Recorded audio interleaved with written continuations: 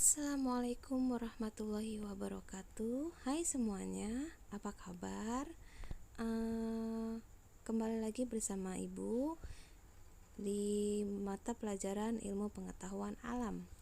Oke, pada hari ini Ibu akan menjelaskan materi pada bab 2, yaitu tentang gerak dan gaya. Sebelum memulai materi pada hari ini, silakan siapkan buku catatan dan latihan.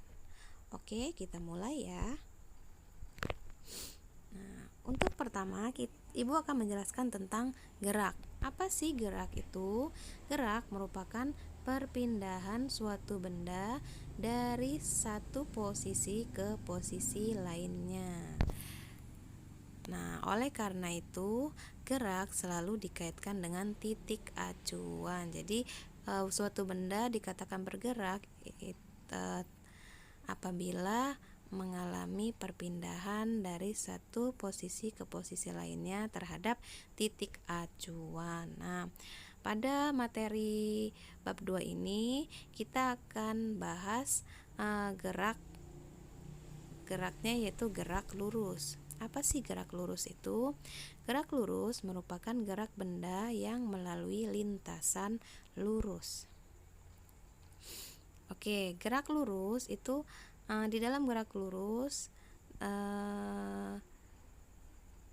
berkaitan dengan adanya jarak dan perpindahan. Jadi setiap benda yang bergerak lurus terhadap titik acuan pasti memiliki jarak dan perpindahan. Apa itu jarak? Jarak adalah jumlah panjang lintasan yang ditempuh benda yang bergerak dari titik acuan atau titik awal ke titik akhir atau titik ketika benda itu berhenti. Kemudian perpindahan adalah perubahan posisi suatu benda dengan mempertimbangkan posisi awal dan posisi akhir. Jadi perpindahan itu mempertimbangkan di mana posisi awal dan posisi akhirnya. Untuk lebih jelasnya bisa kalian lihat contoh berikut. Jadi ada sebuah mobil bergerak dari titik A ke titik B dengan panjang lintasan dari A ke B 15 km. Nah, berapakah jarak yang ditempuh mobil tersebut dari titik A ke titik B? Yaitu jaraknya adalah panjang dari A ke B atau panjang AB, yaitu 15 km. Kemudian perpindahan yang dialami mobil tersebut dari titik A ke titik B. Jadi posisi awalnya di A, kemudian posisi akhirnya di B, yaitu panjang A sampai B, yaitu sebesar 15 km. Jadi perpindahannya sama dengan jaraknya untuk contoh soal yang ini. Kemudian bagaimana jika mobil bergerak dari titik A ke titik B, kemudian putar arah ke titik A lagi? Maka bagaimana jaraknya? Jadi mobil bergerak dari titik A ke titik B, lalu balik lagi ke titik A. Maka jarak yang ditempuh mobil tersebut adalah panjang AB ditambah panjang BA. Maka 15 ditambah 15 jaraknya adalah 30 km. Ingat ya, di soalnya mobilnya bergerak dari titik A ke titik B lalu balik lagi ke titik A. Maka jaraknya adalah 30 km. Bagaimana perpindahannya? Ingat, perpindahan itu mempertimbangkan posisi awal dan posisi akhir. Jadi kita lihat di mana posisi awal dan di mana posisi akhirnya. Nah, pada kasus ini mobil bergerak dari titik A ke titik B lalu bergerak lagi ke titik A. Berarti mobil tersebut tidak mengalami perpindahan atau perpindahannya sama dengan 0 karena mobil tersebut kembali pada posisi awal. Jadi tidak ada perpindahannya. Sampai di sini bisa dipahami ya anak-anak. Contoh selanjutnya agar lebih jelas. Nah, sebuah mobil lagi bergerak dari titik A ke titik B dengan jarak 15 km. Kemudian mobil tersebut balik memutar arah pada lintasan yang sama dan berhenti pada titik C. Nah, jarak titik B ke titik C adalah 7 km. Jadi bagaimana jaraknya? Ingat, jarak itu adalah jumlah panjang lintasan yang ditempuh. Jadi mobil tersebut bergerak dari titik A ke titik B dan putar arah ke titik berhenti ke titik C. Maka jarak yang ditempuh mobil dari titik A ke titik C adalah panjang AB ditambah panjang BC. Panjang AB-nya 15 km dan ditambah panjang BC-nya adalah 7 km. Maka jarak yang ditempuh mobil dari titik A kemudian ke titik C adalah 22 km. Kemudian berapa sih perpindahannya? Apakah mobil tersebut mengalami perpindahan? Jadi perpindahan yang dialami mobil tersebut dari titik A ke titik C adalah, ingat ya, kita lihat posisi awal dan posisi akhir. Jadi posisi awal mobil ini ada di titik A dan posisi akhir mobil ini ada di titik C. Maka cara mencari perpindahannya adalah panjang AB dikurang panjang BC. Ya. Maka 15 km dikurang 7 km. Jadi perpindahan yang dialami mobil tersebut dari titik A ke titik C yaitu sejauh 8 km. Gitu ya anak-anak, bisa dipahami ya. Selanjutnya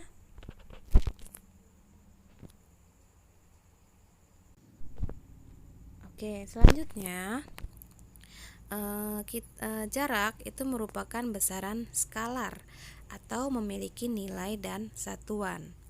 Sedangkan perpindahan merupakan besaran vektor, yaitu memiliki nilai satuan dan arah. Jadi besarnya jarak dan perpindahan itu bergantung pada kelajuan dan kecepatan. Jadi suatu benda yang bergerak dan memiliki jarak, mengalami jarak dan perpindahan itu bergantung pada kelajuan dan kecepatan. Oke, kita bahas tentang kelajuan dan kecepatan. Kelajuan merupakan besarnya jarak per satuan waktu. Bisa dilihat rumus kelajuan. Kelajuan sama dengan jarak dibagi waktu, atau V sama dengan S per T. Lihat keterangan, V itu merupakan kelajuan, satuannya meter per sekon. Kemudian S merupakan jarak, satuannya meter. Dan T merupakan waktu, satuannya sekon atau detik. Nah, kemudian kecepatan. Kecepatan merupakan besarnya perpindahan per satuan waktu. Bisa dilihat rumus kecepatan.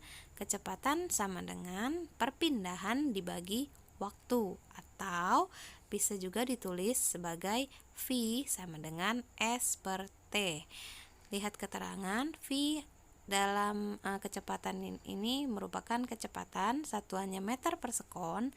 S merupakan perpindahan, satuannya meter, dan T merupakan waktu, satuannya sekon atau S. Jadi bedanya rumus antara rumus kelajuan dan kecepatan hanya pada kelajuan dan jarak dan perpindahannya saja. Untuk simbolnya masih sama, V sama dengan S per T, tergantung apa yang diminta dan apa yang diketahui.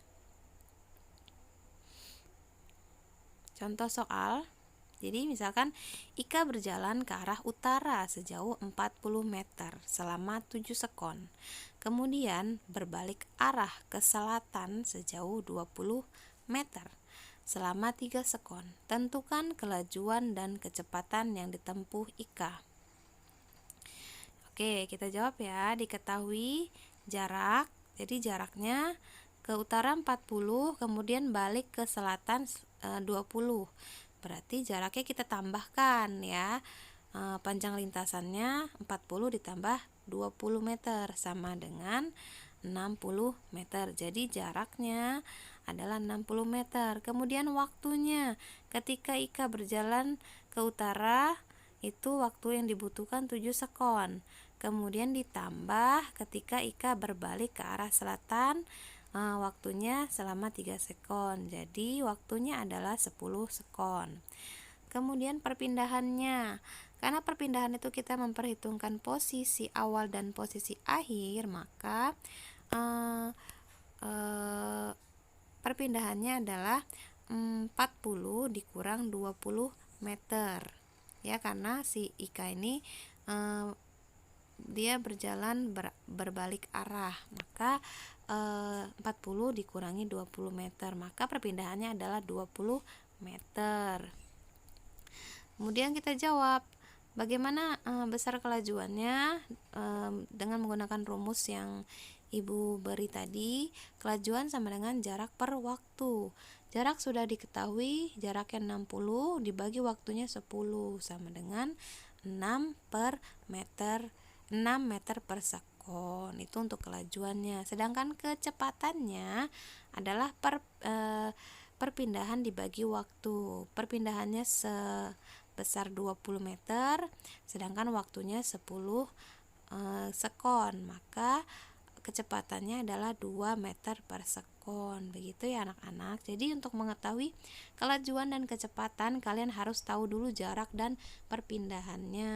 Untuk mencari jarak dan perpindahan sudah Ibu jelaskan di awal tadi. Selanjutnya, dalam gerak lurus, mempelajari gerak lurus itu dibagi menjadi dua, ada gerak lurus beraturan dan ada gerak lurus berubah beraturan. Kali ini Ibu akan jelaskan dulu tentang gerak lurus beraturan. Apa itu gerak lurus beraturan? Disingkat juga sebagai dengan GLB, yaitu merupakan gerak suatu benda pada lintasan lurus dengan kecepatan tetap atau konstan.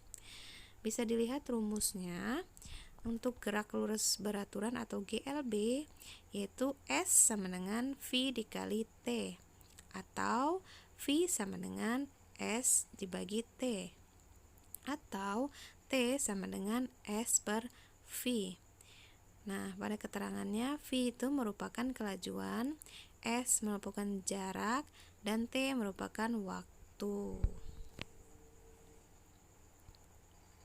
Nah, bagaimana contoh soalnya?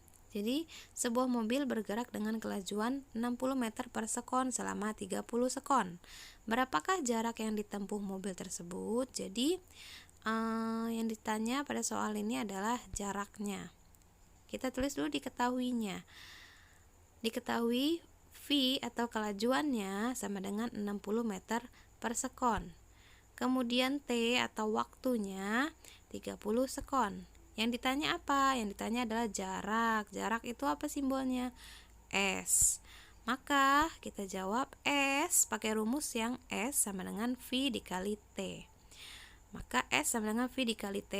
S sama dengan V-nya 60 meter per sekon dikali T-nya 30 sekon. Maka hasilnya S-nya sama dengan 180 meter. Jadi, jarak yang ditempuh mobil tersebut adalah 180 meter. Sampai di sini bisa dipahami ya anak-anak? Oke, cukup sekian materi hari ini. Terima kasih telah menyimak dan mencatat materi pada hari ini. Dan nantikan lanjutan materi pada bab 2 ini di minggu depan.